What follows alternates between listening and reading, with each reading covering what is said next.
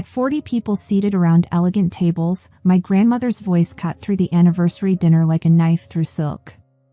Her hearing problems meant she spoke louder than everyone else, and her words carried across the entire restaurant. "Rebecca, how do you like living in the house I bought you?"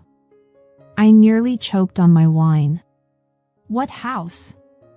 I was living in a cramped one-bedroom apartment with a kitchen so small you couldn't open the refrigerator and cabinet doors at the same time. But as I watched my parents' faces drain of all color, their forks clattering to their plates, I realized something terrible was about to unfold. This is the story of how one dinner question exposed 30 years of lies, favoritism, and betrayal that ran so deep it made me question everything I thought I knew about family.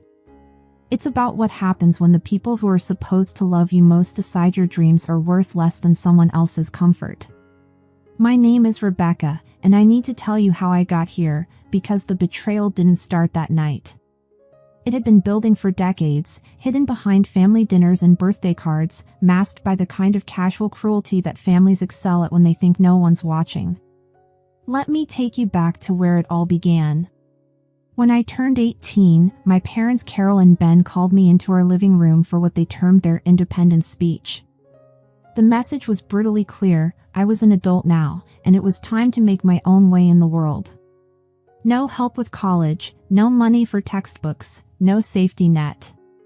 Just a firm push out of the nest and a pat on the back. "You're smart, Rebecca," my father said, his voice carrying that tone of finality I'd learned to recognize over the years. "You'll figure it out." I remember sitting there, trying to process what they were telling me. Other kids I knew were getting college funds, care packages, parents who worried about their meal plans and dorm room furniture. I was getting a handshake and a good luck. Meanwhile, my sister Jessica, 4 years younger, was living in a completely different universe. My parents had been saving for her college education since she was born. New clothes appeared in her closet regularly, not just any clothes, but the kind of designer pieces that made her friends envious. The latest iPhone whenever a new model came out, designer bags that cost more than my monthly grocery budget, whatever caught her eye. The favoritism was so blatant it hurt to witness. But I'd learned early that pointing it out only made things worse, so I swallowed that pain and kept moving forward. That's what I did, I kept moving forward. College was a special kind of hell. I shared a terrible apartment with 2 other girls, Hannah and Jane, in a building that should have been condemned years ago. The place was falling apart in ways that would have been funny if we weren't actually living there. Cockroaches scurried across the kitchen counters at night like they owned the place. The heating system broke every single winter, and our landlord treated fixing anything like a personal favor we didn't deserve. I worked at a grocery store, scanning items and bagging groceries while other students went to parties and worried about normal college problems like which fraternity to join or whether they'd make it to their 10 a.m. class. Some nights, I'd eat instant ramen and crackers for dinner 3 days straight because that was literally all I could afford. I'd walk past the campus bookstore, staring at textbooks that cost more than my weekly grocery budget, knowing I'd have to borrow them from classmates who barely knew my name or hunt for older editions online. The exhaustion was constant and bone deep. Working, studying, trying to keep my head above water while watching my classmates stress about things that felt like luxuries to me. Spring break trips to Cancun, new laptops, eating out whenever they wanted, these were foreign concepts in my world. But there was one person who saved me during those dark years, and her name was Mary. She was my dad's mother, my grandmother who lived in another state, and she was everything my parents weren't. Grandma Mary had made smart investments when she was younger and lived comfortably in a beautiful house with a reliable car and enough money to help family when they needed it. She had severe hearing problems, though, so phone conversations were impossible. We communicated through text messages instead, and those messages became my lifeline. Every few months during college, I'd get a text from her that would make me cry with relief, "Sending you some help, dear. Focus on your studies." Then $1,000 or $2,000 would magically appear in my account, and suddenly I could eat real food for a while. I could buy the textbooks I needed instead of trying to share them with classmates who had their own priorities. I'd send her long, grateful messages. "Grandma, you saved my life again. I don't know what I'd do without you. Thank you so much." She'd text back these incredibly sweet messages about how proud she was of me and how education was the most important investment a person could make. Because of Grandma Mary's help, I only needed one job instead of the 2 or 3 that some of my classmates were juggling. I could actually attend my classes instead of working every single waking hour. Without her support, I never would have graduated. She was literally the difference between success and dropping out, between hope and complete despair. Now, 7 years later, I was still grinding away at my job, still saving every penny I could get my hands on. I wanted my own place so desperately it was almost painful, not rented, but actually mine. Something permanent, something that couldn't be taken away by a landlord's whim or a rent increase I couldn't afford. I denied myself everything to make that dream happen. No fancy dinners at restaurants, no new clothes unless I absolutely needed them, no vacations or weekend trips. Every single dollar went straight into my savings account, building toward a dream that felt both impossible and absolutely necessary. My family barely talked to me anymore. Mom and Dad called maybe once a month, usually to complain about something or ask how work was going in that polite but distant way that made it clear they were checking a box, not actually caring about the answer. Jessica texted occasionally, but mostly to show off whatever new thing our parents had bought her. I'd see her social media posts, designer bags, expensive restaurant meals, weekend trips to beach resorts, and wonder what it would feel like to live that carelessly. I felt guilty about not staying in touch with Grandma Mary more than I did. She was getting older, her health wasn't great, and I knew she deserved better than the occasional text message. But I was working 10-hour days, coming home exhausted, and spending weekends catching up on everything I couldn't do during the week. The guilt ate at me, but I couldn't figure out how to fit anything else into my already overwhelming schedule. So when my 30th birthday was approaching, I decided to do something different. I texted Grandma Mary and invited her to my apartment for a small celebration. I was genuinely excited about the idea, finally seeing her again after all these years, sharing a meal in my little space, showing her how her support had helped me build something that resembled a real life. But she texted back with disappointing news. Health problems would prevent her from traveling. She was sorry, but she'd already given my birthday gift to my parents, and they would bring it to me at the party. I understood completely, her health had to come first, but the disappointment stung. Another family gathering where I'd be the afterthought, the obligation, the one who got whatever leftover attention remained after everyone else had been taken care of. The day of my party arrived, and I'd invited a few friends from work, Nicole, Andrew, and Grace. Nothing fancy, just pizza and cake in my tiny living room. My parents and Jessica showed up last, naturally, and immediately started their usual routine. "This place is so small," Rebecca, Mom said, looking around like she was smelling something unpleasant. "The lighting is terrible in here," Dad added, squinting at my overhead fixture like it had personally offended him. Jessica just rolled her eyes and flopped on my couch without even saying hello. They handed me their gifts with all the enthusiasm of people checking items off a to-do list. Some cheap perfume from Mom that I'd never wear, a gift card to a restaurant I'd never go to from Dad, and a book I'd never read from Jessica. I could tell they'd grabbed these things at the last minute, probably on their way over. "Oh, and here's your grandmother's gift," Mom said, pulling out a beautiful crystal vase from a bag. "She wanted you to have this." I took the vase, feeling its weight in my hands. It was genuinely beautiful, heavy, expensive-looking crystal that caught the light perfectly. "Thanks," I said, wondering why Grandma Mary had chosen something so elegant and impractical for my tiny apartment. They stayed for exactly 30 minutes. I actually timed it. Jessica spent most of the time scrolling through her phone, Mom complained about traffic, and Dad kept checking his watch like he had somewhere important to be. "Well, we should get going," Mom announced suddenly. "We have things to do." "Yeah, busy day," Dad agreed, already reaching for his jacket. And just like that, they were gone. My friends stayed until late, and we actually had a good time, but I couldn't shake the feeling of disappointment. This was my family. This was what I got, 30 minutes of obligation disguised as celebration. After everyone left and I'd cleaned up, I sat on my couch holding the vase. It really was beautiful, and I found myself wondering about Grandma Mary's thought process in choosing it.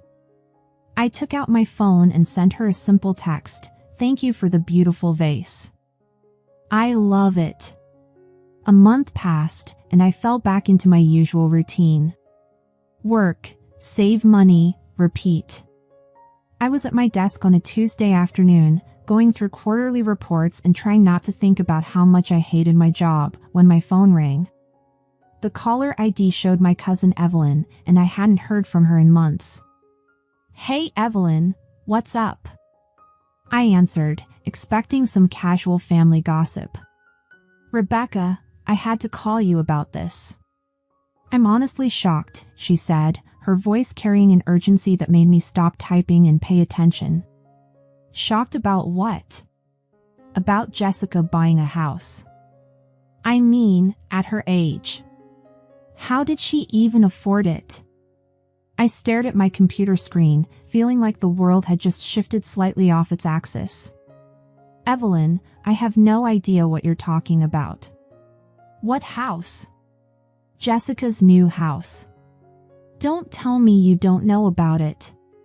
The silence that followed felt like it lasted forever. My stomach dropped as I realized something significant had happened in my family, and once again, I was the last to know. "Evelyn, I swear to you, I have no idea what you're talking about." "What house?" Her voice got softer, almost gentle. "Oh my God, Rebecca. You really don't know, do you? Jessica had a housewarming party 2 days ago. It was huge, like 50 people there. The house is beautiful. Not massive, but really nice. Everyone was asking where you were. I felt like someone had punched me in the stomach. I wasn't invited. That's what I figured when I didn't see you there. But your parents told everyone you don't like noisy parties, that you're too introverted for that kind of thing. But Rebecca, that's not even the worst part. I heard your mom talking to my mom later. She was whispering that you were jealous of Jessica because she bought a house so young. She said you were bitter about it. The anger hit me like a physical force. Jealous. Bitter. I didn't even know about the house. How could I be jealous of something I didn't know existed? Evelyn, I swear to you, I had no idea Jessica bought a house. Nobody told me anything. Jesus, Rebecca. That's so messed up. After I hung up, I sat there staring at my phone, trying to process what I just learned. My 25-year-old sister, who'd recently graduated and worked part-time at a coffee shop, had somehow bought a house. Where did she get that kind of money? How was that even possible? The next morning, I called Jessica directly. She answered on the third ring, her voice bright and casual like nothing had happened. "Jessica, I heard you bought a house. Why didn't you invite me to the housewarming party?" She actually laughed. "Come on, Rebecca. You know you don't like parties." "That's not true, and you know it." "I would have come if you'd invited me." "Whatever. It's not that big a deal." I took a deep breath, trying to keep my voice steady. "Where did you get the money to buy a house, Jessica?" The line went quiet for several seconds. When she spoke again, her voice had changed completely, cold and sharp. "Mom and Dad gave it to me. And it's none of your business anyway. I have to go." She hung up before I could respond, leaving me holding the phone and staring at the wall. Mom and Dad gave it to her. The same parents who'd refused to help me with college, who'd given me an independent speech at 18, had apparently handed Jessica enough money to buy a house. The next 3 months were absolute torture. Jessica kept posting photos of her house on social media with captions like, "So grateful to my amazing parents for making this possible." Every single post felt like a deliberate slap in the face. I'd stare at the pictures of her beautiful kitchen, her spacious living room, her perfect little garden, and think about my college years.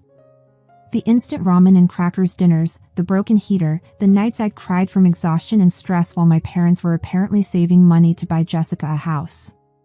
Then Mom and Dad's 35th wedding anniversary approached. I actually wanted to go to this one, despite everything that had happened. I even bought them a nice present, an expensive picture frame with their wedding photo in it. It cost me almost $200, but I thought it would be meaningful, something that showed I still cared about our family despite the growing distance. I saw the announcement on Mom's Facebook page about the upcoming anniversary party, complete with the date and venue, some fancy restaurant downtown. Strangely, they never called me directly or sent an invitation, but I figured they were just busy with planning. 3 days before the anniversary, I got a text from Grandma Mary that made my heart skip, feeling better these days. Looking forward to celebrating Ben and Carol's anniversary. Will be wonderful to see you in person again, dear. I know you've been so busy with work we haven't had a chance to visit. I was so excited. Finally, a chance to see Grandma Mary again and celebrate something as a family.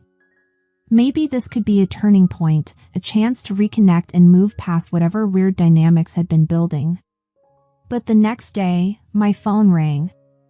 It was Mom. "Hi, Mom. I'm looking forward to the anniversary party. I already bought you and Dad a gift." Rebecca, her voice sounded strained, uncomfortable. "We need to talk about Saturday. We've decided we don't want you to come." I almost dropped the phone. "What do you mean you don't want me to come? We had to reduce the number of seats. You don't really need to be there. You can come to our house some other time and congratulate us." "But why don't you want me?" She'd already hung up. I sat there holding my phone, completely shocked. In the past, I would have been hurt and just stayed home, accepting this as another example of how little I mattered to them. But this time was different. Grandma Mary was going to be there. I hadn't seen her in years, and she was expecting me. I wasn't going to let my parents keep me from seeing the one person in my family who actually cared about me. The next day, I sent their anniversary gift by courier with a note hoping they'd have a wonderful celebration. Then on Saturday, I put on my best dress and drove to the restaurant. When I walked into the dining room, I saw about 40 people sitting at elegantly set tables. Grandma Mary was already there, sitting in a place of honor near the front. She looked smaller than I remembered, more fragile, but she was wearing a beautiful blue dress and her hair was styled perfectly. She looked dignified and graceful, exactly as I remembered her. The moment my parents saw me, panic flashed across their faces. Mom rushed over, her voice urgent, and whispered, "Rebecca, what are you doing here? I told you not to come. Please just leave. This is not the time or place." Dad appeared behind her, his face flushed. "Please, Rebecca. This is not the time or place for whatever this is." But then Grandma Mary's voice cut through the restaurant like a bell. Because of her hearing problems, she spoke really loudly, and her words carried across the entire room. "Rebecca! Oh, my beautiful granddaughter. I'm so happy to see you." Every head in the restaurant turned to look at us. Mom and Dad froze, their faces pale. "Ben, Carol, bring Rebecca over here to sit next to me right now. I haven't seen this girl in far too long." With 40 pairs of eyes watching and forced smiles plastered on their faces, my parents had no choice. They walked me over to Grandma Mary's table, making Jessica move across the table so I could sit next to my grandmother. "There's my girl," Grandma Mary said, squeezing my hand with surprising strength. "Now this is a proper family celebration." The dinner began, and everyone tried to act normal, but I could feel the tension radiating from my parents' table like heat from a fire. They kept shooting nervous glances at Grandma Mary and me. Jessica was glaring at me from across the table like I'd ruined her entire evening just by existing. The guests made lovely toasts to my parents' long marriage. Uncle Henry talked about how generous and caring they'd always been. Aunt Audrey mentioned what wonderful parents they were. I sat there listening to all these compliments about my parents and wondered if these people were talking about the same Carol and Ben I knew. Grandma Mary squeezed my hand every few minutes. "I'm so glad you're here, dear," she kept saying. "It's been too long." I was genuinely enjoying being next to her, finally getting to see her in person after all these years. She looked friendlier than I remembered, but her eyes were still sharp and bright. She was wearing a beautiful diamond necklace I'd never seen before, and her presence felt like a protective shield around me.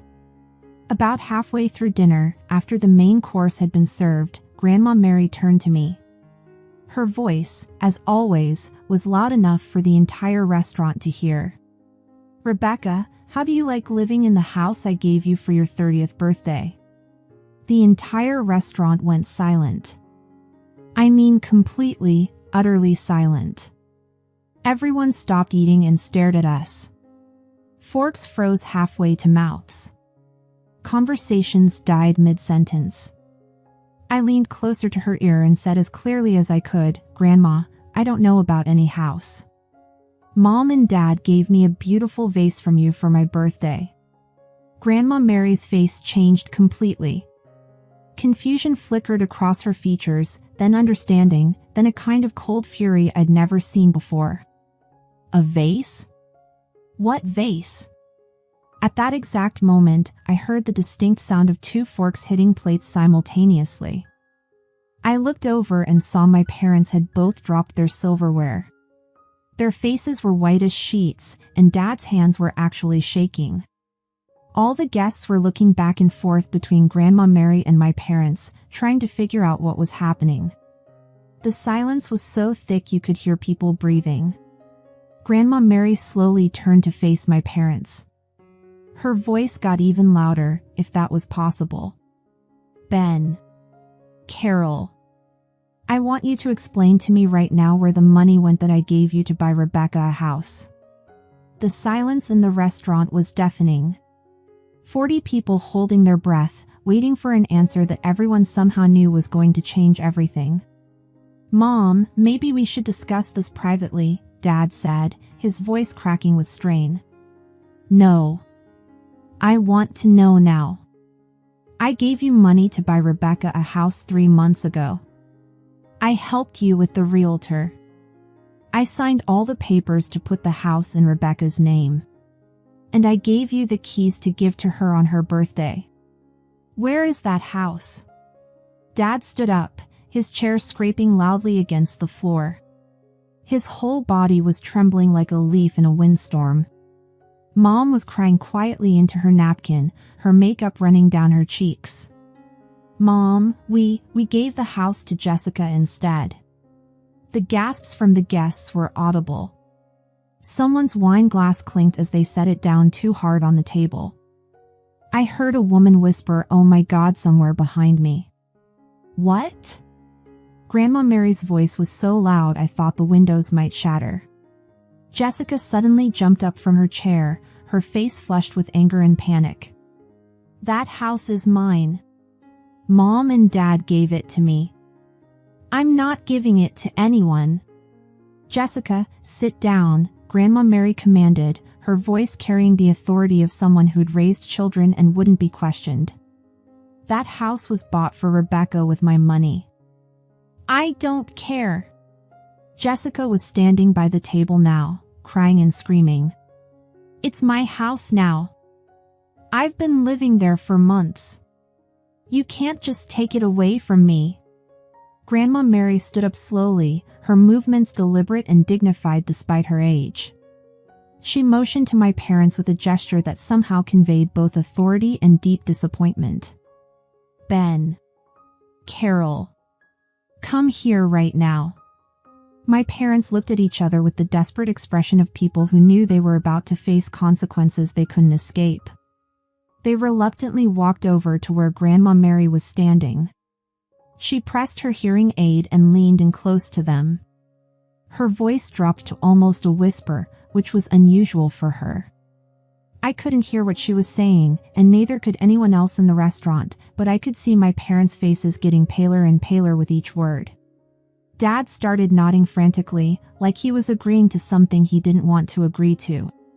Mom put her hand over her mouth like she was going to be sick. After about 2 minutes of this quiet but obviously intense conversation, my parents walked back to their table. They looked like they'd seen a ghost.